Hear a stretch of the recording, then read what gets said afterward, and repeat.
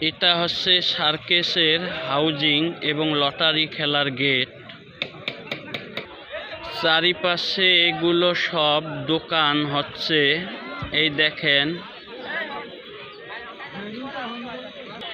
ওই যে দেখেন অনেক দূরের মধ্যে, এই যে জুম করে আনছি, এইটা হবে লটারি কাটার ঘর।